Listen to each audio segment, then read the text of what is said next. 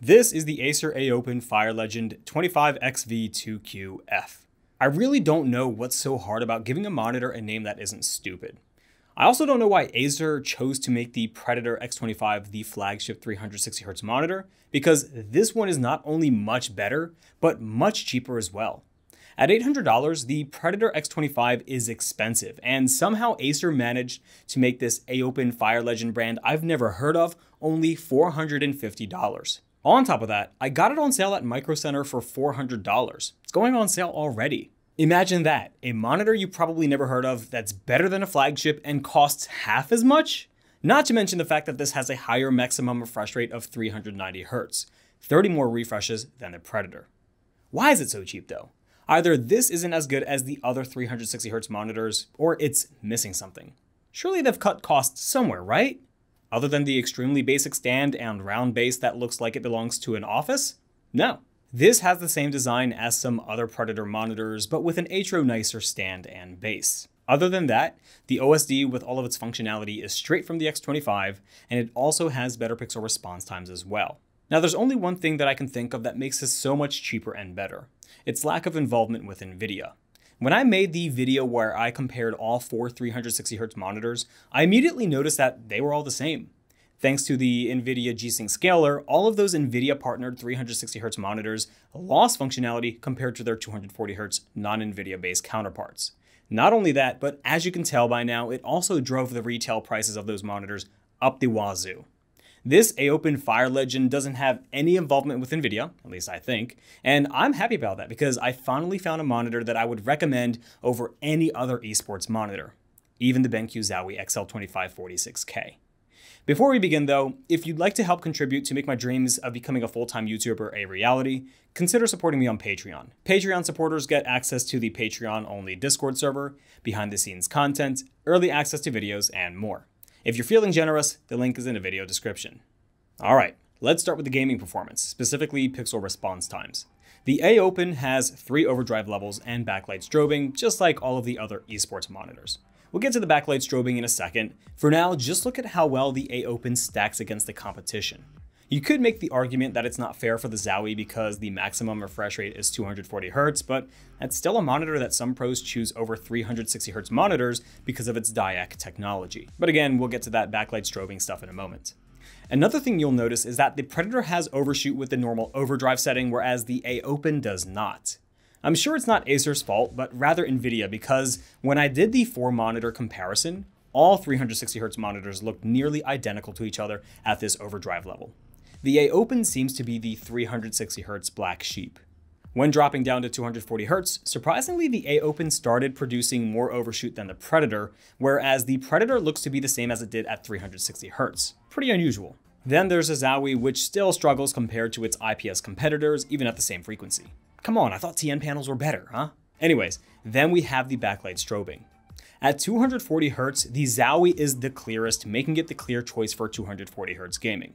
However, this Aopen has a trick up its sleeve that I've never seen any other 360 Hz monitor do, and that's the ability to use backlight strobing at over 240 Hz. But how high does it go? 390 Hz high. That's right, this monitor with a dumb name and no marketing spanks its parent company's 360 Hz flagship, which, thanks to NVIDIA, is limited to 240 Hz. Now sure, it's not as clear as Zowie's DIAC, but nothing is. Also, if you enable backlight strobing, which Aopen calls TVR, and no, I don't mean that TVR, then you have 2 options.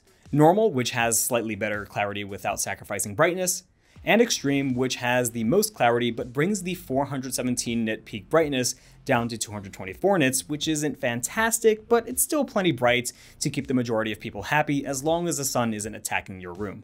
No matter how you look at this though, you really just can't argue with this performance. Backlight strobing at 390 Hz?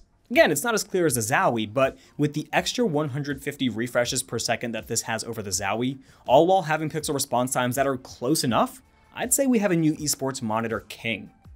After testing so many 360 Hz monitors, you'd think I'd choose them over the Zowie because more frames is more better, right? Not always.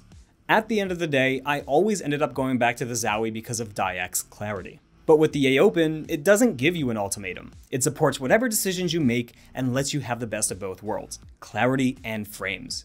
And being able to use both made a noticeable difference in my gameplay. When I was streaming to get this B-roll you're watching now, Twitch link in the description, it was noticeably easier to lock onto people's heads and one-tap pretty much everyone I saw. And with the extra 150 refreshes I get compared to my Zowie, you're seeing the enemy before they see you. I'd like to say the same with the other 360Hz monitors I've tested, but they just weren't as good because of the higher pixel response times. And if you wanted those other 360Hz models to be able to compare to the Aopen in response times, then you'd have to drop it down to 240Hz. And at that point, you might as well just get a Zowie because it's the best at 1080p 240Hz. Now, if you're worried about input lag, don't be. Whether you have the backlight strobing tech or FreeSync Premium on or off, this feels just like any other esports monitor. Input lag is as instant as your movements, making this basically one with your body and mind. It's so quick that it just feels like an extension of you. Just keep in mind that this is a very specific monitor set out for a very specific market. This isn't for Tarkov, Call of Duty, or consoles. This is for games that can hit 400 or more FPS, such as Valorant, CSGO, Siege, and maybe some MOBAs if you MOBA players are looking for this kind of monitor. Don't forget guys, Dota and League are extremely easy to run, and this can potentially benefit you. Another thing you can benefit from is the black equalizer, which unsurprisingly enough performs better than the Predator since Nvidia is out of the picture. This is what the Aopen looks like with the black equalizer off. Then here's the Predator. It's not like the Aopen is that much brighter, but a difference is a difference. And for the record, here's a Zowie. The Zowie has the brightest image with the black equalizer all set to off, but that's with it off. What really matters is how well a monitor performs with its black equalizer on. So here's the Aopen, then the Predator, which is still a little darker than the Aopen, and then the Zowie, which just crushes it. All three monitors also include a color vibrance feature to add color to this otherwise flat scene. Here's how the Aopen looks, then the Predator, which again isn't as good as the Aopen because it's not as vibrant, but vibrant enough, and then the Zowie, which again just stomps on the competition. So while the Zowie is the best, the Aopen did still perform well enough to where I think most people will be happy.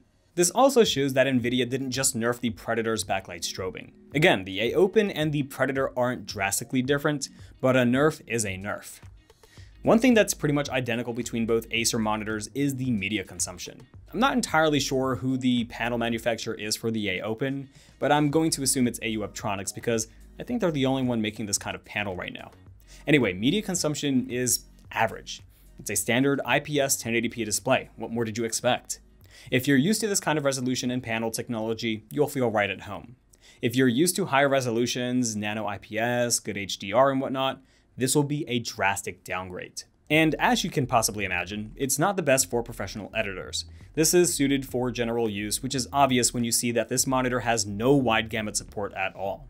If you're starting out making basic YouTube videos and whatnot, you'll be fine.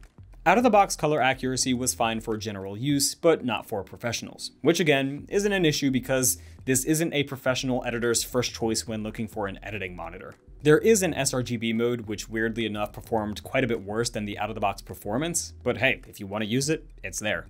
Even more weird is that it has a DCI color mode, which isn't the weird part, but the weird part is that it's pretty accurate, apart from like 3 colors that don't have the wide enough gamut. If you do have a colorimeter, you can calibrate it to have perfect color accuracy.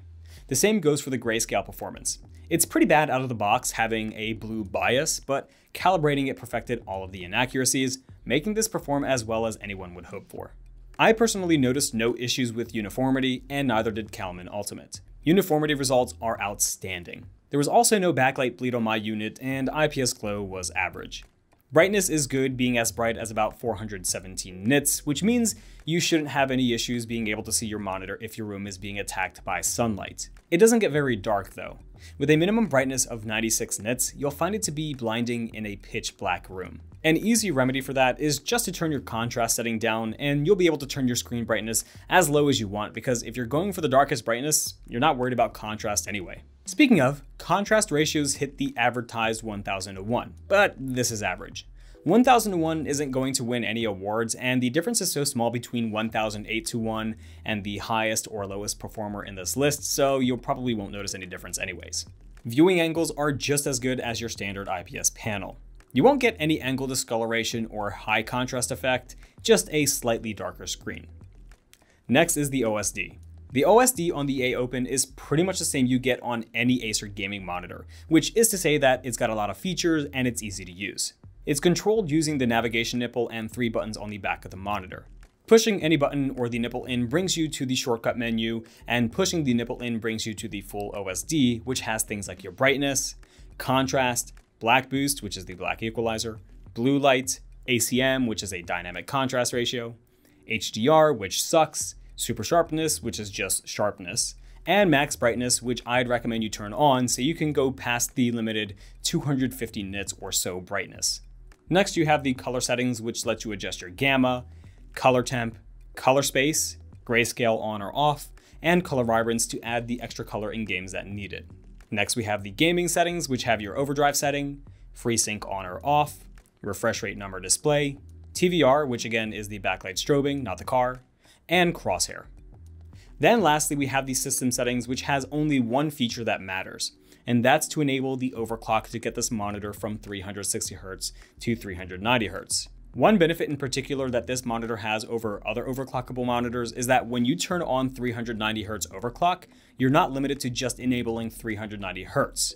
You're able to see all of the refresh rates. Some other monitors only limit you to the overclock that you enabled and don't let you see any of the lower refresh rates. Lastly is the design. Like I mentioned in the beginning, the design is like Acer Predator and Acer Nitro having a baby. You have the Acer Nitro stand and base with Predator backing. The front is also Predator, including thin top and side bezels, and the same chin with the Fire Legend branding instead of Predator. It's not remarkable, and I'm kind of happy that they made this as basic as possible, which probably leads to a lower price, and that they included a round base instead of stupid legs like the Predator X25. This monitor's design is more esports friendly than the Predator. In terms of other features, it includes a pathetic wire management clip. It's fully adjustable, including tilt, height, unlimited swivel, and not unlimited pivot, 100 by 100 VESA mounting holes, and for I/O, it includes 2 HDMI 2.0 ports, 1 DisplayPort 1.4 ports, and a headphone jack. There's no USB ports at all, which I think is fine given the price. It also includes dual 2-watt speakers if you ever wanted to use them for whatever reason. It's not the best, there's absolutely no bass, not even simulated bass, but it's pretty clear and does get quite loud. Much louder than almost any other monitor I've used so far, apart from the BenQ EX series. So in conclusion, is it worth the $450 US, and should you get one? Well, if you're not sure, then clearly you haven't watched the video, because as I kept alluding to, this is the best esports monitor I've ever used. Better than any 360Hz monitor that cost hundreds of dollars more, and yes, better than my Zowie. Zowie's Diac does perform better than the Aopen, but the Aopen is good enough providing pretty low response times with its backlight strobing, all while being at 390Hz. The whole brightness thing might be an issue for some, but 224 nits was still plenty bright for me and I was very happy with the experience. I only had to close the window shades where the sun would penetrate my room the most. The rest of my shades were still open so I can have some nice natural light. After experiencing this, I don't even recommend any of the other 360Hz models I reviewed in the past. Just this one. Cheaper, and it's better. The only thing I could think of that somebody would want to choose a Zowie over this though because of Diac is if you're limited to playing 240Hz, probably because your computer can't handle anything higher.